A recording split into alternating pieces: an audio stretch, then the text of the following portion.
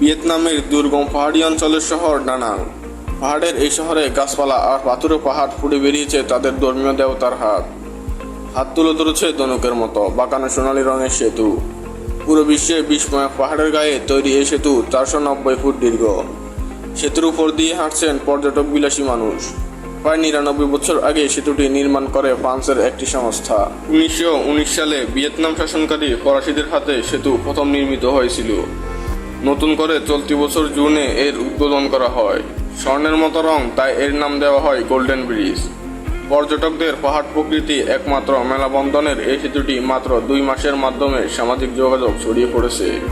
ভিয়েতনামের ডানাং শহরে এই সেতুটি পর্যটকদের বড় আকর্ষণের স্থান। এখানে রয়েছে পাহাড়ের উপর দিয়ে চলাচলের জন্য কেবল কার, অসংখ্য প্রাসাদ আর ক্যাথেড্রাল সমৃদ্ধ মধ্যযুগের ফরাসি অধ্যুষিত গ্রামের রেপ্লিকা। আছে পরিপাটি করে সাজানো সব বাগান। গত বছর 1,30,00,000 বিদেশি পর্যটক এসেছিল সেতুটি দেখতে।